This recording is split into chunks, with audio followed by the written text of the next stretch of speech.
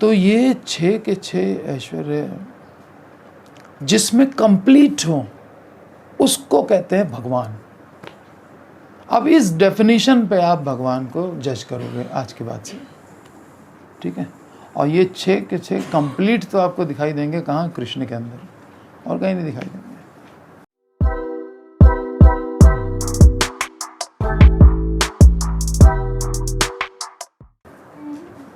एक कॉन्सेप्ट बहुत क्लियर होना ज़रूरी है, वो ये है कि भगवान कौन है।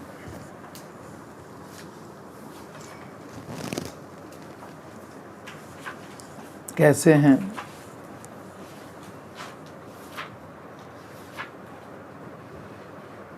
भगवान की डेफिनेशन क्या है?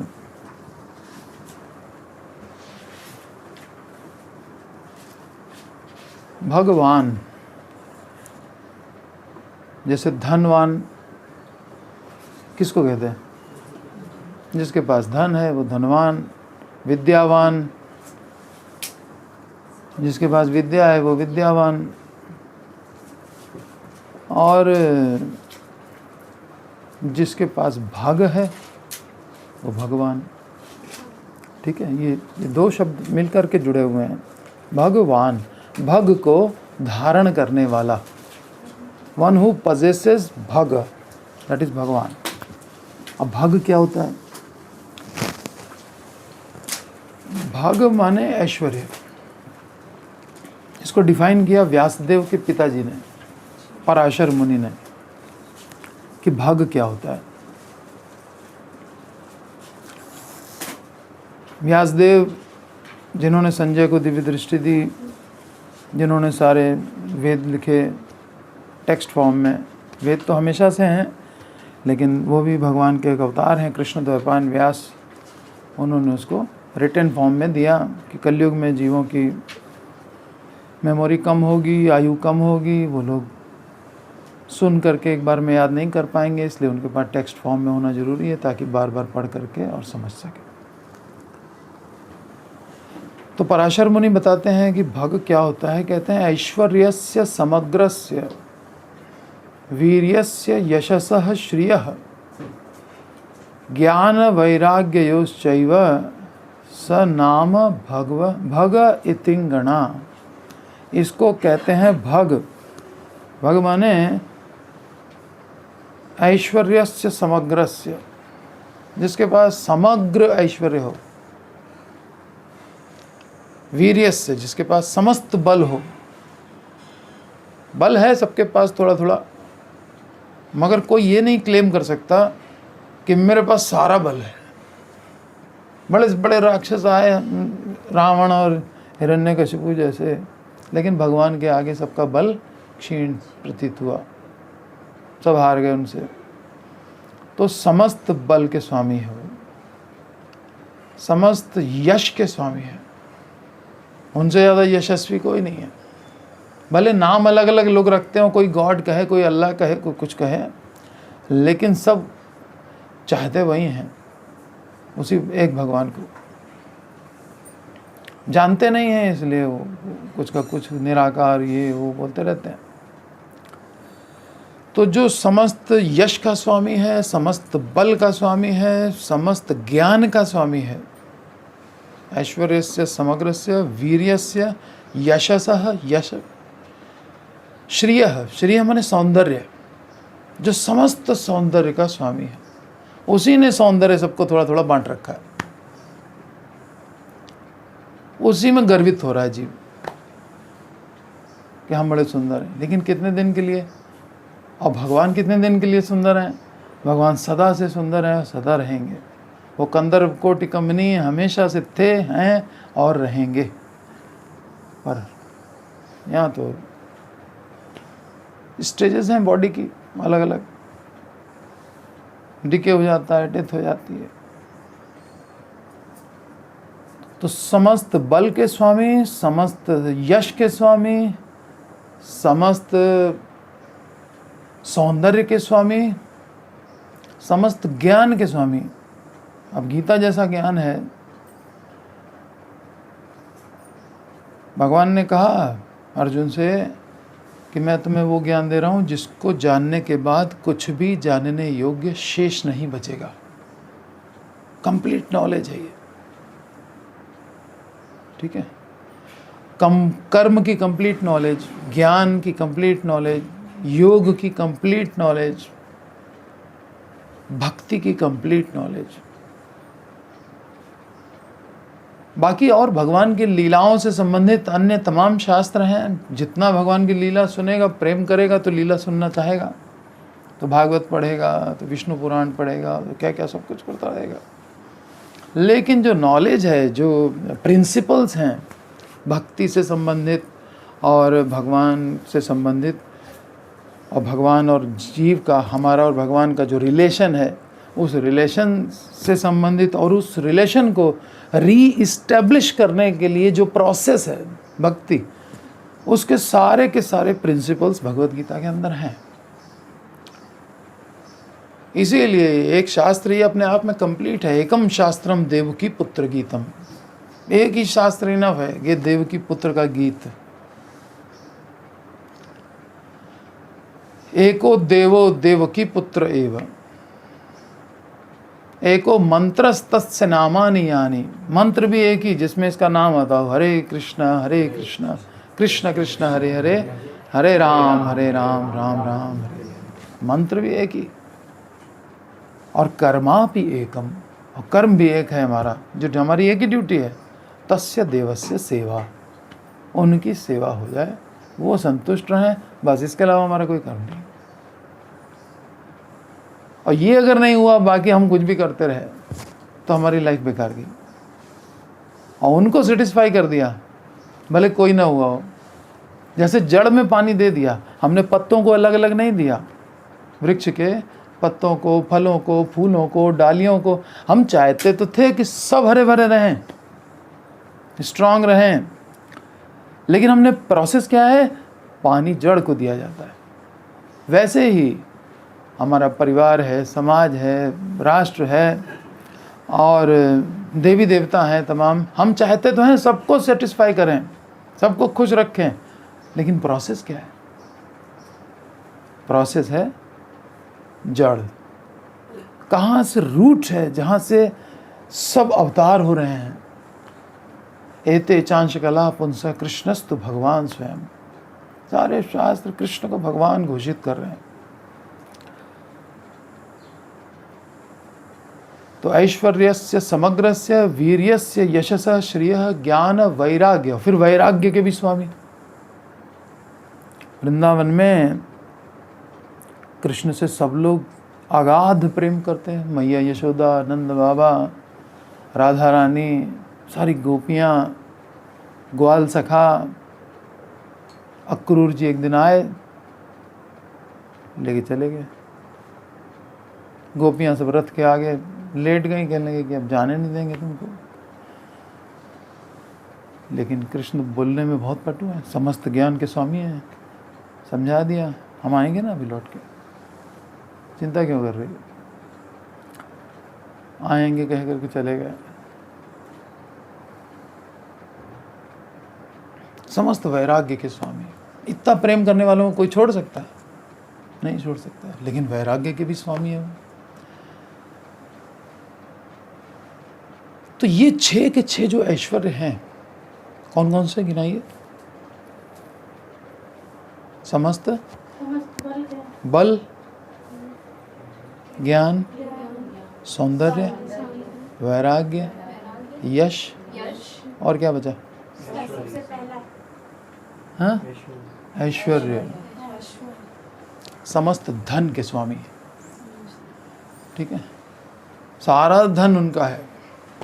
ईशोपनिषद का पहला ही श्लोक है, ईशावास्यमिदं सर्वम, सब कुछ ईश्वर का है। यत् किंच जगत्यांग जगत, जो भी कुछ जगत में दिखाई पड़ रहा है सब उनका, ठीक है। तो ये 6 के 6 ऐश्वर्य जिसमें कंप्लीट हो, उसको कहते हैं भगवान। अब इस डेफिनेशन पे आप भगवान को जज करोगे आज के बाद से, ठीक है। और ये 6 के 6 कंप्लीट तो आपको दिखाई देंगे कहाँ? कृष्ण के अंदर। और कहीं नहीं दिखाई देंगे। कृष्ण रासलीला से चले गए, छुप गए जाकर के, वहीं अंतर्ध्यान हो गए, गोपियां ढूंढ रही हैं, तो विष्णु किस स्वरूप में चतुर्भुज रूप धारण के शंख चक्र गदा पद्म लेकर के आ गए। गोपियों ने उनको प्रणाम किया, फिर कृष्ण को ढूंढने लग गई। ये है कृष्ण का अट्रैक्शन। विष्णु में भी वो अट्रैक्शन नहीं है। 4 चीजें हैं जो विष्णु में भी नहीं है, जो कृष्ण में है। क्या क्या? एक है वेणु माधुरी। ये जो बांसुरी बजाते हैं ना, ये तो विष्णु नहीं बजाते हैं, रामचंद्र जी नहीं बजाते हैं। ये जितनी चैन की बंसी बजाते हैं, जितना चैन देते हैं उतना कोई किसी को दे ही नहीं सकता। बांसुरी इनकी सुन करके चाहे जितनी विपदा में हो, अरे बांसुरी बजा रहा है तो बस फिर समझ लो कुशल मंगल है, एकदम आनंदित हो जाते हैं सारे ब्रजवासी, सुनने के लिए बेचैन रहते हैं। गोपियाँ छुपा देती है बांसुरी, कि बांसुरी बजाता तो हमको पूछता ही नहीं है।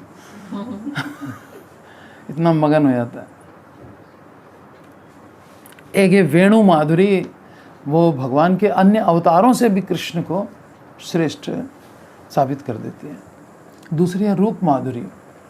उनका जो रूप है, उनका जो खड़े होने का स्टाइल है, कैसा है? 3 जगह से टेढ़े होकर के, त्रिभंगी मुद्रा है ना, 3 जगह से टेढ़े होकर के खड़े होते हैं। चरण टेढ़े, गर्दन टेढ़ी। देखिए राधा रानी के साथ खड़े हैं, चरण देखिए, फिर गर्दन देखिए और कमर देखिए। इतना रिलैक्स तो कोई व्यक्ति होता है तब जब बहुत आनंद में होता है ना, नहीं तो ऐसे तना रहता है वो शंख चक्र के पर लगता है कहीं लड़ने जा रहा है चक्र वक्र ले करके। ये क्या बांसुरी बजा रहा है, म्यूजिकल इंस्ट्रूमेंट। तो त्रिभंगी मुद्रा इनकी, इससे इनका रूप बहुत सुंदर लगता है। मधुरम मधुरम वपुरस्य विभो। इनका जो वपु माने बॉडी, इतने मधुर है बहुत। मधुरम मधुरम वपुरस्य विभो। मधुरम मधुरम वदनम मधुरम। और उनका जो मुख है उसमें 3 बार मधुर कह रहे हैं। मधुरम मधुरम वदनम मधुरम। और फिर उसके बाद इनकी जो मुस्कान है, उस पर तो कौन घायल नहीं हो जाएगा।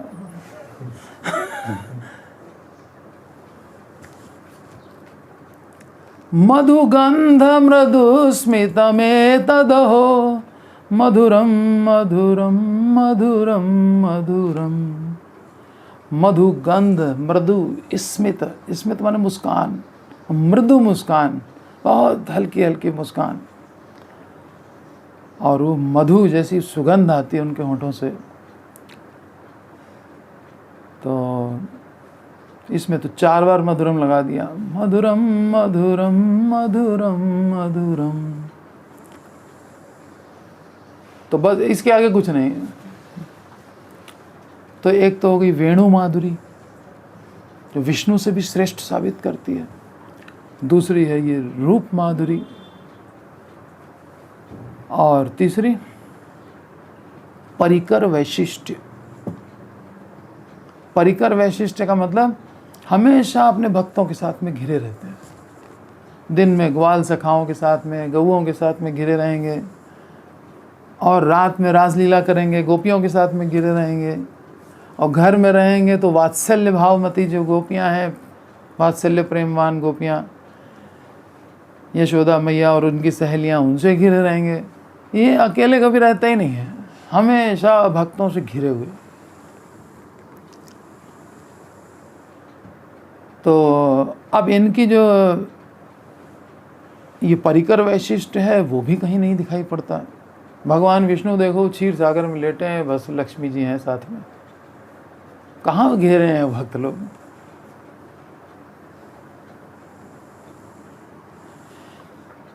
द्वारिका में भी तमाम 16,108 पत्नियां हैं, घिरे हुए हैं 16,108 पत्नियां। परिकरों के साथ में, परिकर माने जो उनके खास भक्त हैं उसी को परिकर कहते हैं, जो नित्य सेवा में लगे हुए लोग हैं।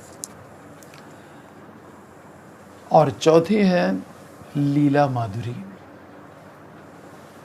लीला जो इनकी रास लीला है, उससे बढ़ करके मधुर कोई लीला भगवान के किसी अवतार ने भी नहीं की आज तक। तो ये 4 चीज़ें हैं जो कृष्ण को विष्णु से भी श्रेष्ठ बनाती हैं। ये भक्ति रसामृत सिंधु एक ग्रंथ है रूप गोस्वामी का, उसमें उन्होंने बहुत एक्सप्लेन किया अच्छे से, है अपने पास, नेक्टर ऑफ डिवोशन। इंग्लिश में भी है, हिंदी में भी है, आप लोग चाहें तो ले सकते हैं। तो ये होते हैं भगवान जिसमें 6 ऐश्वर्य कंप्लीट हो। भले वो डिस्प्ले करें ना करें, और अवतारों में पर्सनालिटी वही है, विष्णु वही पर्सनालिटी है, कृष्ण ही हैं, राम भी वही हैं, नरसिंह भी वही हैं, वामन भी वही हैं, लेकिन सारे के सारे फीचर्स की ज़रूरत ही नहीं होती है उन अवतारों में। नरसिंह भगवान आए तो उनको बस हिरण्यकशिपु का वध करना था, उस समय पावर दिखानी थी, बस पावर दिखाई हो चले गए। वहाँ कौन सा रासलीला करनी थी उनको। अब इनके साथ रासलीला करेगा भी कौन नरसिंह के साथ में। और शिव जी और लक्ष्मी जी तक तो डर रहे थे उनसे, वो स्तुति करने के लिए, एक श्लोक बोलने के लिए तो आगे नहीं आ रहे थे, तो प्रहलाद को आगे किया।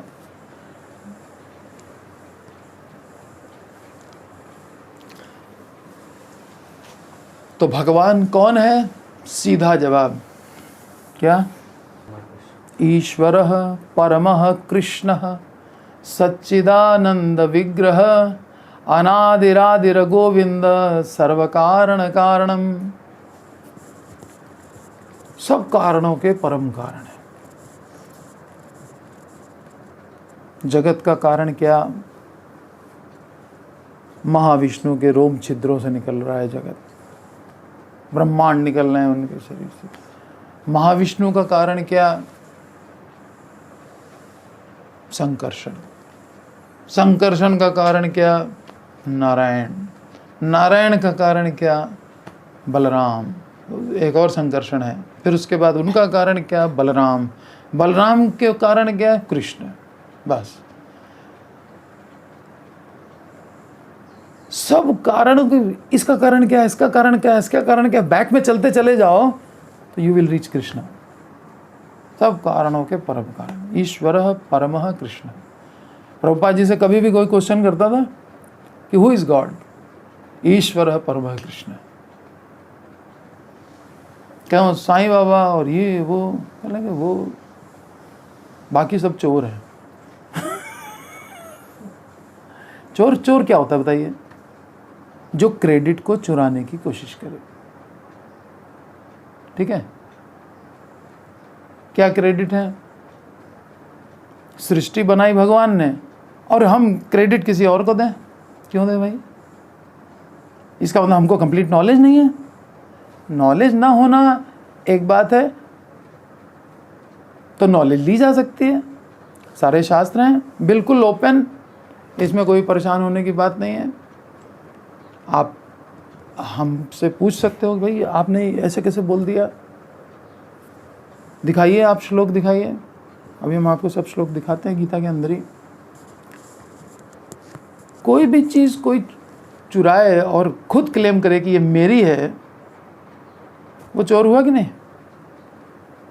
तो जो काम कृष्ण ने किए हैं, अगर उसको कोई क्लेम कर रहा है कि ये मैंने किया है, वो चोर हो गया। तो ईश्वरः परमः कृष्णः, कृष्ण ही भगवान है। इसलिए कंफ्यूजन में कभी नहीं आना है। भले हो सकता है किसी को हमारी बात कड़वी भी लग जाए, लेकिन नॉलेज लेनी है तो फिर आपको कड़वी बात सुनने के लिए तैयार भी रहना पड़ेगा, नहीं तो फिर इनकम्प्लीट नॉलेज रहेगी।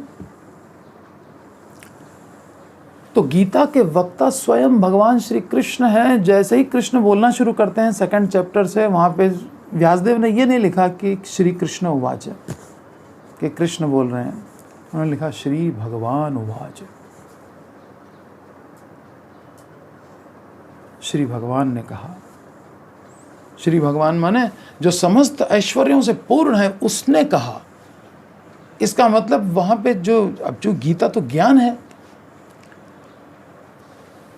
भक्ति वाला ज्ञान है, तो संबंध ज्ञान है भगवान का, भगवान के ऐश्वर्य का ज्ञान है। इसका मतलब कि जो समस्त ज्ञान का स्वामी है, अब वो बोलने जा रहा है, इसलिए सावधान हो जाओ। श्री भगवान उवाच का ये मतलब है, जो समस्त ज्ञान का स्वामी है वो अब बोल रहा है। इसका मतलब कि वो गलत तो हो ही नहीं सकता, क्योंकि वो समस्त ज्ञान का स्वामी है। हम गलत हो सकते हैं। हम कॉलेज जाते हैं अपने को अपडेट करने के लिए, ये नहीं कि हमारे पास जो नॉलेज है वही परफेक्ट है और वैसा जो बोलेगा वही हमारा सही टीचर है। नहीं, हम तो अपने को अपडेट करने गए ना, तो अपडेशन के मूड में रहना चाहिए हमेशा। तो गीता के वक्ता स्वयं भगवान श्री कृष्ण हैं, और श्री कृष्ण ने स्वयं अहेतु की कृपावश अनेक श्लोकों में अपने आप को परात्पर तत्व भगवान बताया है। भगवान खुद ही गीता में बता रहे हैं कि हम भगवान हैं। 10वें अध्याय का 8वां श्लोक निकालिए। अहम सर्वस्य प्रभवः, मतलब आध्यात्मिक और भौतिक जगतों का कारण हूँ, यानी स्पिरिचुअल वर्ल्ड और मटेरियल वर्ल्ड दोनों का कारण मैं हूँ। कृष्ण स्पष्ट बोल रहे हैं। और हमने सुना है किसको किसको लोग अनंत कोटि ब्रह्मांड नायक बता देते हैं। ऐसे कैसे आपने बोल दिया अनंत कोटि ब्रह्मांड नायक? Where is the proof? यहाँ तो प्रूफ है हमारे पास, भगवत गीता। आप ऐसे कैसे किसी को भी बोल दो? यही तो सब कंफ्यूजन समाज में सब फैला हुआ है। भगवान तो एक ही होता है, और जिसकी जो मर्जी आ रही है उसी को, अपने मन से थोड़े हम भगवान मान लेंगे किसी को। श्रद्धा भी तो सही होनी चाहिए ना, शास्त्र के अनुसार होनी चाहिए। ऐसी श्रद्धा से फिर हमारी हानि हो जाएगी ना। पता लगा हम जीवन के अंत में समझ पाए, अरे हम तो जीवन भर गलती करते रहे। साईं जी कहते हैं कि सबका मालिक एक है, वो किसी एक को मतलब वो नहीं बताते कि हाँ, तो यहाँ तो बिल्कुल क्लियर है ना।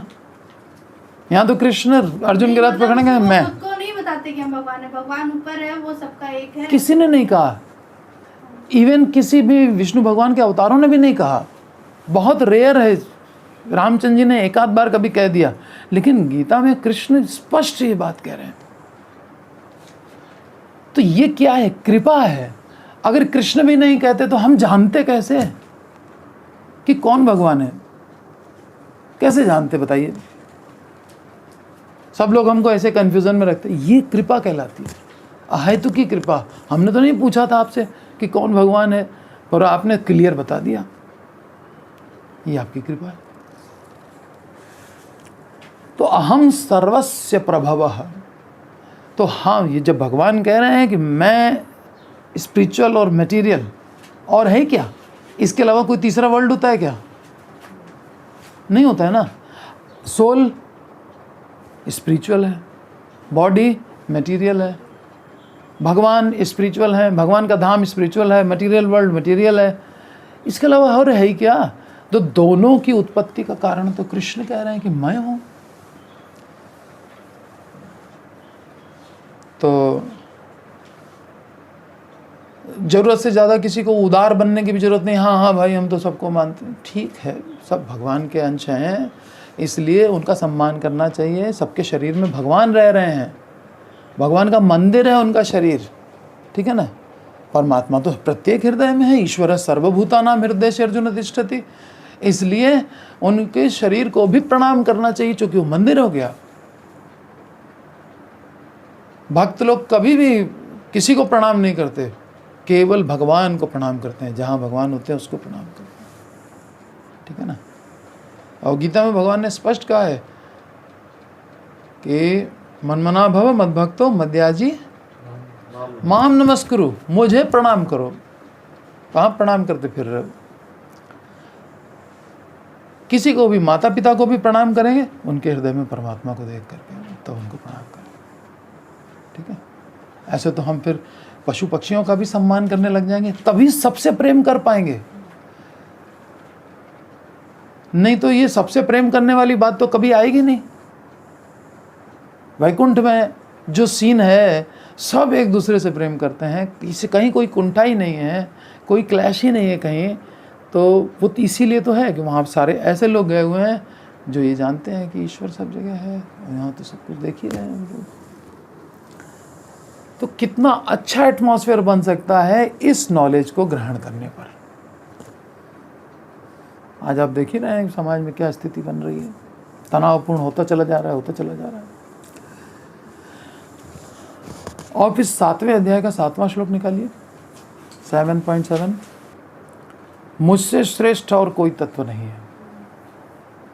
एक जीव तत्व है, एक शक्ति तत्व है, एक भगवत तत्व है, लेकिन कृष्ण कह रहे हैं मुझसे श्रेष्ठ कोई नहीं है।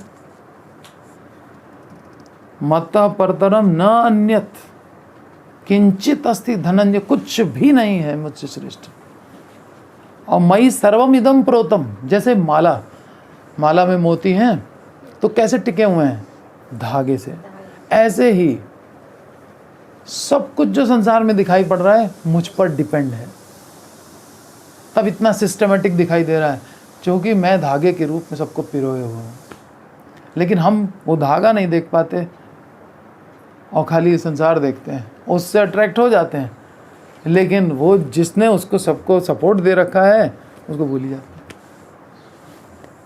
सूत्रे मणिगणा एग्जाम्पल देखिए कितना बढ़िया भगवान दे रहे हैं। 9वें अध्याय का 24वां श्लोक निकालिए। भोक्ता कौन है? एंजॉयर मैं हूँ, भगवान कह रहे हैं। अहम ही सर्वयज्ञानाम भोक्ता च प्रभुरेव च, मैं ही प्रभु हूँ, मैं ही भोक्ता हूँ। और न तुमाम अभिजानन्ति, जो मेरे बारे में इस फैक्ट को नहीं जानता है, तत्वेन, तत्व से जो नहीं जानता है, अतः च्यवन्ति ते, उसका फॉल डाउन हो जाता है। फॉल डाउन माने ह्यूमन बॉडी अभी है, बाद में एनिमल बॉडी में चला जाता है। ठीक है, नीचे की शरीरों में ह्यूमन बॉडी के लायक नहीं है वो। अब इतनी क्लियर नॉलेज होने के बाद भी कोई किसी और को भगवान कहेगा?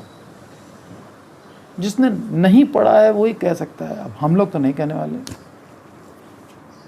अच्छा, गीता के अतिरिक्त दूसरे शास्त्र क्या कह रहे हैं?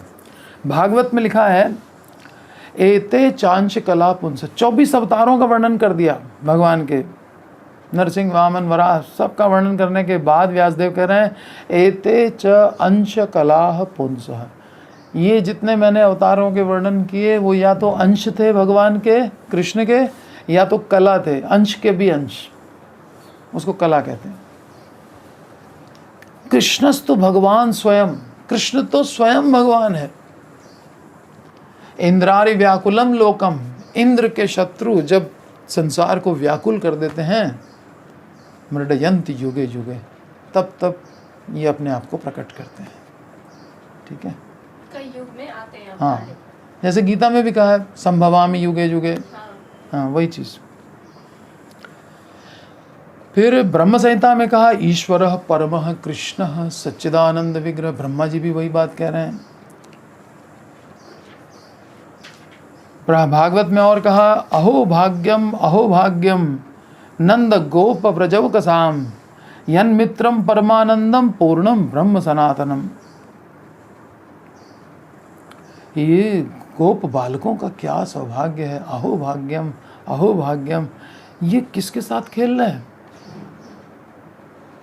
यन मित्रम परमानंदम पूर्ण ब्रह्म सनातनम, जो पूर्ण ब्रह्म है, सनातन ब्रह्म है, जो उसके साथ में ये लोग इस तरह से खेल रहे हैं, जिसके दर्शन तक कर पाना इतना दुर्लभ होता है, उसके साथ में खेलने को जिसको मिल गया है, उसका कितना बड़ा सौभाग्य है। ये भागवत के वचन है। भागवत से बढ़ के तो कोई ग्रंथ ही नहीं है। व्यासदेव ने 4 वेद लिखे, 18 पुराण लिखे, 108 उपनिषद लिखे, महाभारत लिखा, चैन नहीं पड़ा। किस लिए लिखा? कलयुग के जीवों, हम सबका उद्धार कैसे होगा, ये चीज़ दिमाग में थी, और ग्रंथ पे ग्रंथ लिखे जा रहे हैं, लेकिन मन में शांति नहीं आई। अब भी उनको लगा कि अभी कुछ पेंडिंग में है, लग रहा है कि जीवों का उद्धार हो नहीं पाएगा। चिंता में पड़े हुए थे। नारद जी आए, तो नारद जी से उन्होंने प्रार्थना की कि आप जो हैं वायु की तरह अंतःकरण में प्रवेश करके मेरी फॉल्ट्स को देख सकते हैं और हमको बता सकते हैं और उनको दूर कर सकते हैं। तो please find out my faults. हमने इतना कुछ किया है जीवों के लिए, लेकिन हमको शांति क्यों नहीं मिल रही? तो उन्होंने कहा कि तुमने कृष्ण की लीलाओं का ऐसा वर्णन करो जो भक्तों को बहुत अच्छा लगे, भक्तों को सुखी करने वाला एक ग्रंथ लिखो जिसमें केवल कृष्ण के लिए, जैसे एक्सक्लूसिव शोरूम होता है ना, यहाँ केवल नोकिया ही रहेगा या सैमसंग ही रहेगा और कुछ प्रोडक्ट नहीं होगा, एक्सक्लूसिव। वैसा ही अब एक एक्सक्लूसिव ग्रंथ चाहिए जो केवल कृष्ण की महिमा गान करेगा। तब उन्होंने श्रीमद् भागवत की रचना की। तो इससे बढ़ करके तो कोई प्रमाण ही नहीं होता है भागवत से बढ़ करके। तो राम, नरसिंह, वराह आदि अन्य अवतारों ने अपनी भगवत्ता का स्पष्ट परिचय स्वयं नहीं दिया, किंतु भगवान श्री कृष्ण ने गीता में स्वयं ही सुस्पष्ट रूप से अपनी भगवत्ता का परिचय देकर अपनी शरणागति और भक्ति को ही जीवों के लिए सर्वोत्तम साधन निर्दिष्ट किया कि यही भक्ति ही सर्वोत्तम साधन है। मैं भगवान हूँ और मुझ तक पहुँचने की प्रोसेस क्या है? मेरी भक्ति। बाकी ज्ञान के द्वारा, योग के द्वारा, कर्म के द्वारा मेरे तक कोई नहीं पहुँच सकता। केवल भक्ति ही प्रोसेस है। 7वां अध्याय 14 नंबर श्लोक। मामेव ये प्रपद्यन्ते मायामेताम तरन्ति ते। अपनी माया का वर्णन कर रहे हैं कि बहुत पावरफुल है, दैवी है वो, गुणमयी, सतो रजो तमो, 3 गुणों वाली मेरी माया। मम माया दुरत्यया, इसको पार करना बहुत कठिन है। माया को पार कर जाते हैं कौन? जो कृष्ण के शरणागत होते हैं। तो भगवान चाहते हैं कि हम सब माया को पार कर जाएं, इसलिए कह रहे हैं कि मेरे सरेंडर कर दो। अनित्य वस्तुओं के प्रति जो हमारा अट्रैक्शन है, इसको माया कहते हैं, ठीक है ना। टेम्पररी चीज़ों के प्रति जो हमारा अट्रैक्शन है वो है माया। माँ माने नहीं, या माने जो नहीं है। हम सोच रहे हैं कि इन टेम्पररी चीज़ों में सुख है, ये हमारा अज्ञान है, लेकिन वहाँ सुख नहीं है। माया जो नहीं है वही माया है। अज्ञान के कारण दिखता है कि हाँ है, अज्ञान के कारण दिखता है कि ये मेरा पिता है, ये मेरी माँ है, ये मेरा भाई है, ये मेरा ये है। ये सारा कुछ ऐसे अज्ञान के कारण नज़र आ रहा है, ठीक है।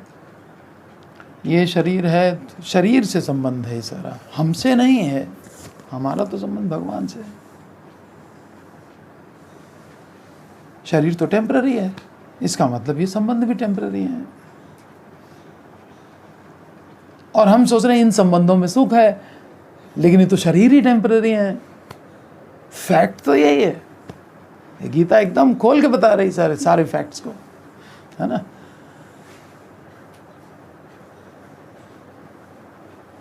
अगर आप सच सुनने की ताकत नहीं रखते तो ये क्लास आपके लिए नहीं है।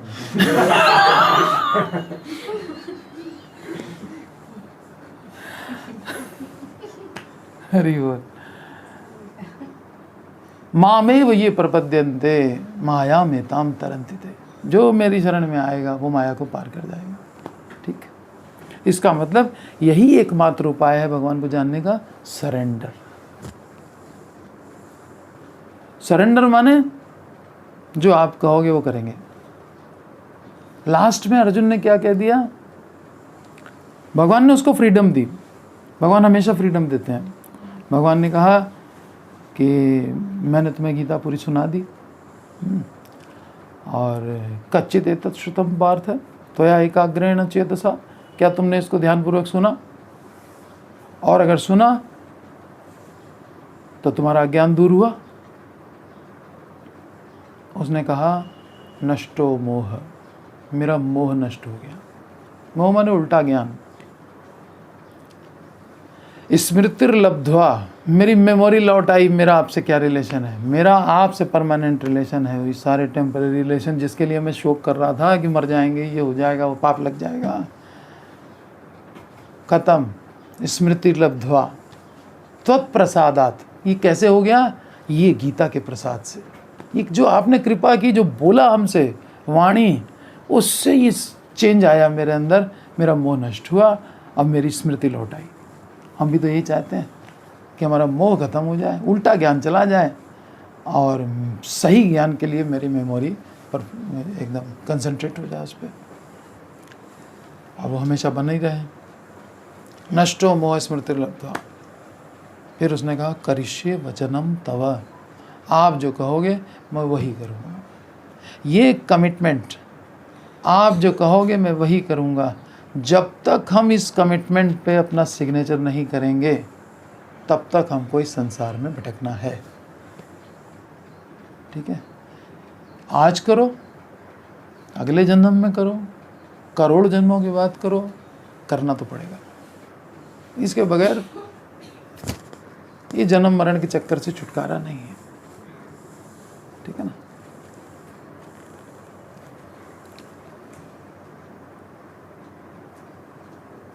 तो केवल श्री कृष्ण ही नहीं बल्कि देवर्षि नारद ने, कि भाई कृष्ण अपने मुंह मियाँ मिट्ठू बन रहे हैं कि हाँ अपने ही बारे में बता रहे हैं, हम ही भगवान है, ये है वो है। फिर नारद जी ने भी कहा है, अर्जुन ने कोट किया कि असितो देवलो व्यास स्वयं चैव ब्रवीषि में, आपने खुद बताया, लेकिन हमारे तो घर में असित देवल व्यास ये सारे बड़े बड़े ऋषि मुनि आया करते हैं। युधिष्ठिर महाराज पूरी पृथ्वी के चक्रवर्ती सम्राट और बड़े बड़े यज्ञ करते रहते थे, तो उसमें सारे ऋषि मुनि आया करते थे, व्यासदेव से तो रिलेशन भी था। तो उन लोगों ने भी हमको बताया कि आप ही भगवान हो।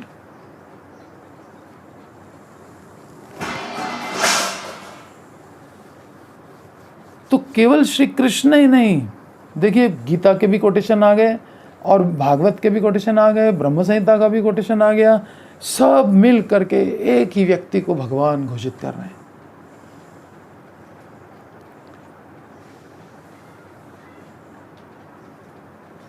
कोई मनमाना आचरण नहीं कर रहा है ना। स्पेकुलेशन थोड़ी चलता है यहाँ पे। भगवान कौन है, हमने स्पेकुलेट कर लिया कि नहीं हम तो इसको मानते हैं, हम तो दुर्गा जी को मानते हैं, हम तो शिव जी को मानते हैं। ऐसे थोड़ी आपके बन से भगवान हो जाएगा। उसके लिए कुछ प्रूफ भी तो होना चाहिए ना, शास्त्र का कोटेशन होना चाहिए, तब आप स्ट्रांग हो। आप जैसे वकील लोग बात करते हैं ना जब कोर्ट में, साथ में इतनी सारी किताबें कौन सी रखे रहते हैं, जो मुकदमे पहले के हुए हैं उसमें से कोई मुकदमा उस ऐसा ही मुकदमा था और ऐसा ही डिसीजन दिया गया था, वही कोट करके और जज के ऊपर प्रेशराइज करते हैं कि हाँ वैसा ही डिसीजन अब दो। तो वही चीज़ भक्तों का भी काम है, प्रीचिंग करने का मतलब कि बेसलेस नहीं। ऐसे कौन सुनेगा, और सुनने की वैल्यू क्या है जिसका कोई आधार ही ना हो। शास्त्र के आधार पे बात कही जाती है, तब उसकी कोई वैल्यू होती है। तो इसके अनुसार बाकी देवी देवता जो हम लोग मानते हैं वो भगवान नहीं, वो भगवान नहीं है, भगवान के भक्त हैं। हाँ, शिव जी भगवान के बहुत बड़े भक्त हैं। वैष्णवा नाम यथा शंभु, उनसे बढ़ के कोई भक्ति नहीं है। दुर्गा देवी इतनी बड़ी भक्त हैं, वैष्णवी नाम है उनका। भक्त के रूप में देखो तब आप बिल्कुल सही देख रहे हो।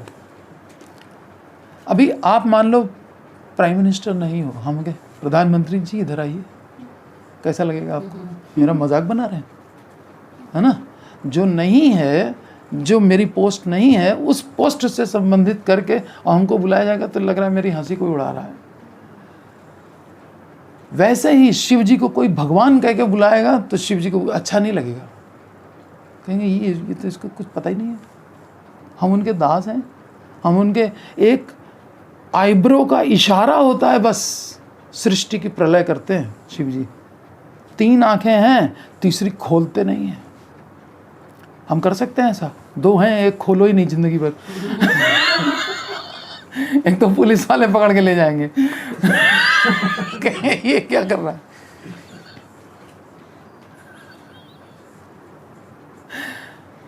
शिव जी जो हैं, तीसरा नेत्र, कितना कंट्रोल है अपने ऊपर कि जब तक भगवान बस ऐसे इशारा बस करेंगे। इसका मतलब कितना कंसंट्रेशन भगवान के फेस पे है उनका, कि कब इशारा हो जाए कि सृष्टि की प्रलय करनी पड़े।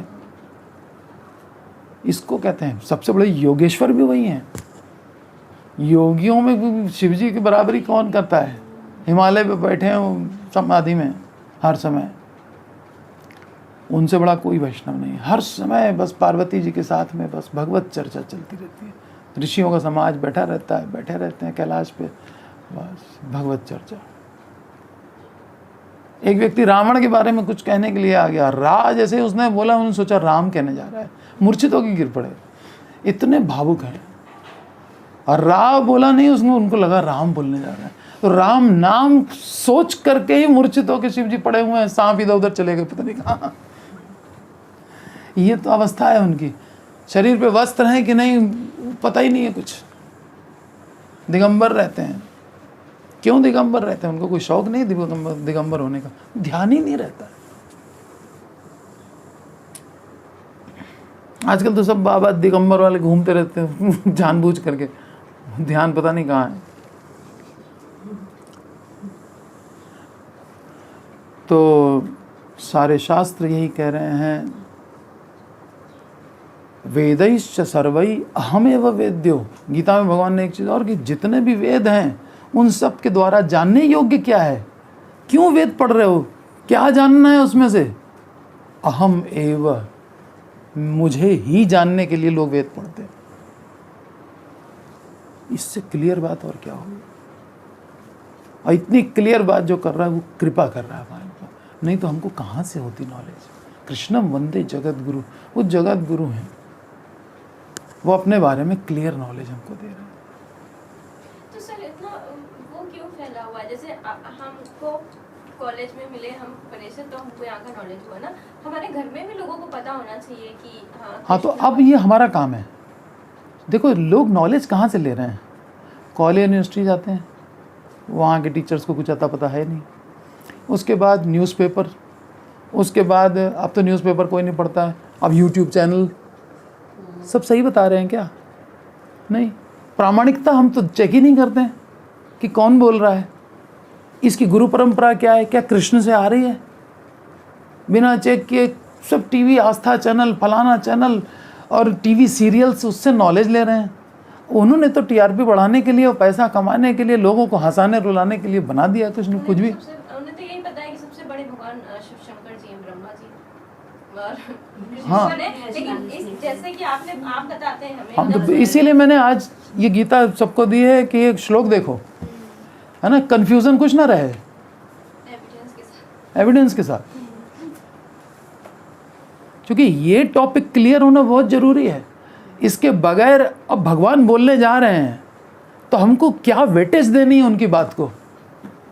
जब तक हम यही नहीं जानते कि भगवान क्या होता है, हम उनको वेटेज क्या देंगे? कोई वेटेज नहीं दे पाएंगे, फिर हम कुछ सीख भी नहीं पाएंगे। इसलिए कौन बोलने जा रहा है? जो समस्त ज्ञान का स्वामी है। वो एक भी शब्द बोलेगा तो वो मंडेन नहीं होगा, बहुत पावरफुल होगा, और एक एक वर्ड उनका हमें सुखी बनाने के लिए है, क्योंकि हम उनके बच्चे हैं और वो बहुत इमोशनल हैं। कृष्ण इसीलिए अवतार लेते हैं कि हमारे जो बच्चे हैं यहाँ दुख भोग रहे हैं, या असुर लोग इनको बहुत सता रहे हैं, चलें हम जा कर के असुरों को वध करें और भक्तों का उद्धार करें। भक्त भेजते रहते हैं कि जाओ जा करके इन लोगों को सिखाओ। हम जा कर के गीता बता करके अर्जुन को आ गए और व्यासदेव ने लिख करके भी दे दी, फिर भी लोग समझ नहीं पा रहे हैं, तो प्रभुपाद जैसे भक्तों को भेजते हैं, जाओ जा करके एक्सप्लेन करो। और वो आते हैं, आकर के एक्सप्लेन करते हैं, तब जा करके हमको कुछ ये सॉलिड नॉलेज मिलती है। हमको कभी नहीं सोचना चाहिए कि हम परफेक्ट हैं, शास्त्र परफेक्ट है। यहाँ से जो हम नॉलेज ले रहे हैं, अब इससे हमको अपने आप को अपडेट करना है, ना कि नहीं मेरे हिसाब से नहीं बताया तो अब हम नाराज हो गए, तब तो फिर आपका ज्ञान अधूरा ही रहेगा ऑलवेज। जिसने अपने को परफेक्ट मान लिया उसकी अब नॉलेज बढ़नी नहीं है, उसने अपने नॉलेज पे फुल स्टॉप वहीं लगा दिया। विनम्र होकर के तद विद्धि प्रणिपाते न परिप्रश्ने न सेवया, विनम्रता तो सबसे पहले चाहिए। और क्वेश्चन पूछने में कभी भी हेजिटेट मत करिए, खूब क्वेश्चन पूछिए। हाँ,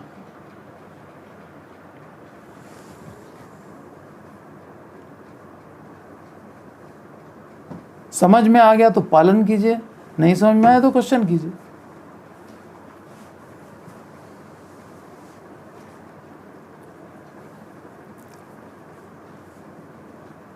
इसका प्रचार नहीं हुआ ना। प्योर नॉलेज कोई ऑर्डिनरी चीज़ नहीं है। देखो डायमंड्स की दुकान पे भीड़ नहीं होती है।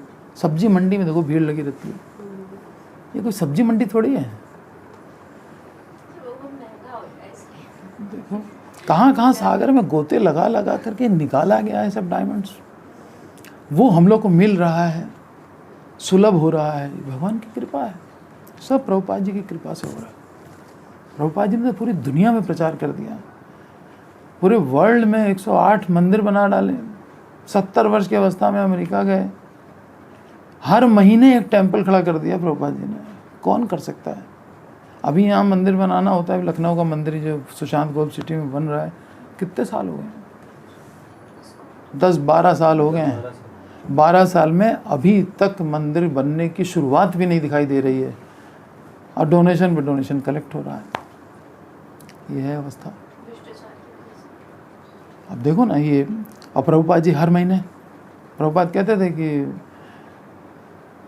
कि भक्त का हाथ हमेशा ऐसे रहता है, उसको 1 करोड़ दे दो, वो भगवान की सेवा में लगा देगा, अगले दिन फिर कहेगा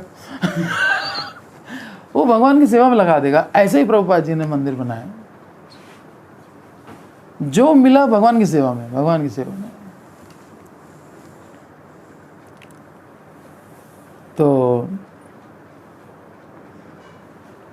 अतएव गीता के पाठक या श्रोता को बिना किसी संशय के इस परम सत्य को स्वीकार करना होगा कि गीता के वक्ता श्री कृष्ण स्वयं भगवान हैं। उनके सारे उपदेश सत्य हैं। मैं गीता पर हाथ रख के कसम खाता हूं, जो कुछ कहूंगा सत्य कहूंगा, सत्य के सिवा कुछ नहीं कहूंगा। वो चीज़ है आप सबके हाथ में, जिसकी सौगंध खाते चले आ रहे हैं कब से लेके लोग, है ना, कि गीता पे हाथ रख के कह दिया, इसका मतलब सच ही होगा। और गीता पे हाथ रख के बोलने वाला सच बोल रहा है, और गीता में जो लिखा है वो सच नहीं है क्या? वो तो कितना सच होगा, है ना। हाँ, तो आज के लिए इतना ही। भगवान कौन है ये बात क्लियर हो गई। हरे कृष्णा। बहुत बहुत धन्यवाद। इस बात को एक्सेप्ट कीजिए और अपना जीवन सफल कीजिए। हरे कृष्णा। जैसे नवरात्रों में अभी मैं नवरात्रों में पूजा करती थी हाँ। दुर्गा माता जी की स्थापना, कलश स्थापना और व्रत ना। तो जैसे अभी मैं कृष्णा जी को मानूंगा ना, हाँ। तो अब नवरात्र आएंगे तो मैं उनको मानूंगी तो ही, लेकिन हाँ वो प्रतिमा रख के और वो करना वो देखो ऐसा है, गोपियाँ भी करती थी कात्यायनी देवी की पूजा। क्या मांगते थे उनसे? मिले कृष्ण पति यह वर मांगे, कृष्ण हमको पति रूप में मिले, हम उनकी सेवा जीवन भर कर सके, है ना। तो अगर हम उनको कृष्ण भक्त मान करके, भक्त के थ्रू ही भक्ति मिलेगी, उनको एक वैष्णव मान करके उनकी हम पूजा करते हैं और उनसे कृष्ण की भक्ति मांगते हैं, तो वो अति प्रसन्न होंगे कि हाँ मेरा जो ये भक्त था अब बिल्कुल रास्ते पे आ गया। ठीक है, ऐसे ही शिव जी से कृष्ण की भक्ति मांगो, हनुमान जी के पास जाओ, उनसे कृष्ण की भक्ति मांगो। हनुमान जी कैसे कनेक्ट है कृष्णा जिसमें तो उनकी भाई राम जी के भक्त हैं वो, राम और कृष्ण में कोई डिफरेंस ही नहीं है।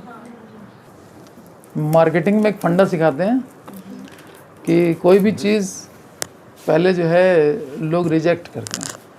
मोबाइल आया, अरे ये तो बड़े लोगों की चीज़ है, वो मोबाइल लेके दिखा रहे हैं। अब तो मोबाइल सभी के पास है। पहले होता है रिजेक्शन, और फिर होता है रेजिस्टेंस, और फिर होता है एक्सेप्टेंस। तो ऐसे ही जो भक्ति में लगते हैं, तो घर में भी पहले रिजेक्शन होने लगता है, पता चले कि माला लेके तुम घर में बैठो तो सही एक बार, फिर देखो कितने तमाशे होते हैं। ये तुम क्या ये कहते हैं पूरी हो ना तो करिए ना। मजा लेना है जिंदगी का तो माला लेके बैठ जाओ घर के अंदर और कह दो बस अब 2 घंटे 4 घंटे फुर्सत है। फिर पता चलेगा कौन कितना प्यार करता है। जब तक कृष्ण को सेंटर में नहीं रखेंगे तब तक हमको असलियत पता नहीं चल पाती। देखो, कोई व्यक्ति ये भी कह सकता है कि ठीक है, आप बता रहे हो केवल कृष्ण भगवान हैं, कृष्ण की पूजा करनी चाहिए, वृक्ष को हरा भरा रखना है, तो हमने अगर पत्तियों में, पेड़ों में, डालियों पे भी पानी डाल दिया तो क्या हुआ, है ना? मतलब पेड़ पौधों को हरा जड़ में तो दे ही रहे हैं। हाँ आपने कहा भाई कृष्ण है root cause of this universe and spiritual world, ठीक है, उनको तो हम दे ही रहे हैं, साथ साथ हम पत्तियों में भी डाल रहे हैं, उसमें भी डाल रहे हैं। नहीं, ये चीज़ आपने हम लोग तो पढ़ के चलो मानेंगे, लेकिन ये चीज़ समझाना बहुत डिफिकल्ट है। घर में तो सब बहुत तो जो समझेगा ना उसी को समझाना, सबको समझाना भी नहीं है ना सर? अब यूनिवर्सिटी में कितने बच्चे पढ़ते हैं? आपकी क्लास में कितने हैं? 40 अब 40 में से कितने हैं? रेयर है, परसेंटेज बहुत रेयर है। अभी इसमें से कितने मैच्योर होंगे जो सचमुच कृष्ण भक्ति के लिए दृढ़ संकल्प करेंगे? बहुत रेयर है। भगवान ने गीता में स्पष्ट कह दिया है, मनुष्यानाम सहस्त्रेषु कश्चित यतति सिद्धये। हजारों में से कोई एक तो सच बात समझने के लिए, सिद्धि के लिए प्रयत्न करता है, और ऐसे प्रयत्न करने वाले हजारों में से कोई एक सिद्धि यानी सेल्फ रियलाइजेशन वहाँ तक पहुँच पाता है, और हजारों सेल्फ रियलाइज सोल्स में से कोई एक मुझे जान पाता है। इतना रेयर है, कोई ऐसा थोड़ी है। हम लोग अभी बहुत पीछे हैं। नहीं, फिर भी यू आर रेयर कि कम से कम सुनने तो आ रहे हैं, सच सुनने की क्षमता तो है कि क्या है। तो भगवान ने नारद जी ने बहुत बढ़िया उदाहरण दिया है, कहते हैं यथा तरोर मूल निषेचनेन तृप्यन्ति तत्स्कंद भुजोपशाखा। जैसे वृक्ष की जड़ को सींचने से उसका स्कंद यानी तना, शाखाएं, पत्तियां, फूल, फल सब स्वस्थ हो जाते हैं। यथा तरोल मूल निषेचनेन, सींचने से, तृप्यन्ति, तृप्त हो जाते हैं, तत्स्कंद भुजा उपशाखा, सब स्वस्थ हो जाते हैं। प्राणोपहाराच यथेन्द्रियाणाम, हमको सब इंद्रियां स्वस्थ रखनी है, तो सब इंद्रियों को भोजन देते हैं क्या? अलग अलग पेट को देते हैं ना, यहाँ से डिस्ट्रीब्यूट हो जाती है एनर्जी, सब स्वस्थ हो जाते हैं। और अगर हम देने बैठ गए, पनीर की सब्जी आँख को भी दें, कान में भी दें, डैमेज हो जाएगा, पूरा अंधे हो जाएंगे। इसलिए वो प्रोसेस गलत है। एक ही श्लोक में दो एग्जाम्पल दिए गए, एक तो वृक्ष की जड़ को सींचने वाला, इसलिए उसमें रूट कॉज बता दिया, और दूसरा कि अगर आप सोचते हो कि नहीं हम पत्ते में भी पानी देंगे, उसमें भी देंगे, तो पत्तियां सड़ जाएंगी। पत्तियों को रोज़ रोज़ पानी नहीं दिया जाता, उसमें फिर कीड़े पनपने लगते हैं मॉइस्चर पा करके, इसलिए जड़ में ही पानी दिया जाता है, तभी ऐसी हरी भरी रहती है ना।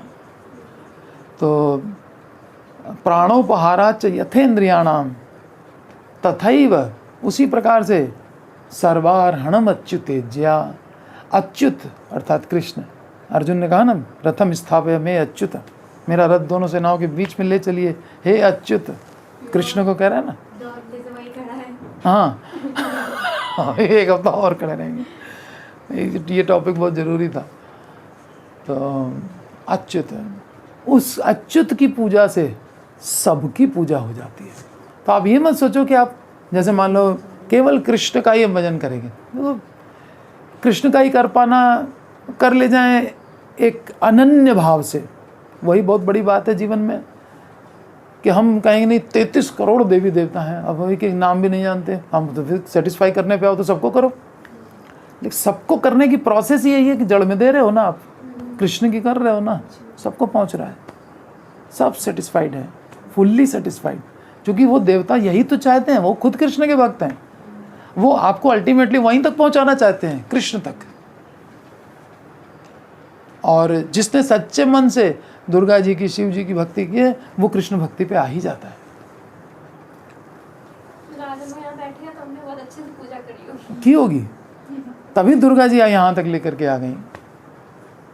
वैष्णवी हैं वो तो कहेंगे कि मेरे भगवान की पूजा जिसकी हम करते हैं उसकी तुम भी करो, उसमें उनमें स्वार्थ नहीं है।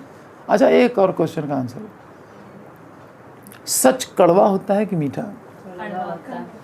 कड़वा होता है। जब लेकिन समझ जाते हैं तो मीठा। कड़वे वाले हाथ खड़ा करें।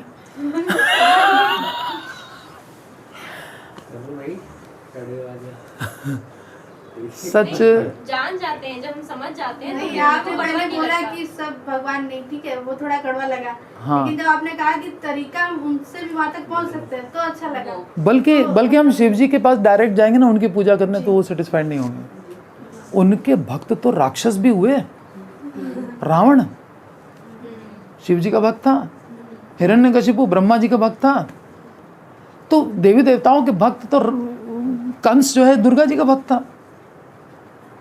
तो देवताओं के भक्त तो राक्षस भी हो सकते हैं, लेकिन विष्णु के भक्त कभी राक्षस हुए क्या? और देवताओं के भक्तों को तो भगवान ने मार दिया, तो देवता ने कुछ बीच में आकर के इंटरफियर किया क्या? नेवर।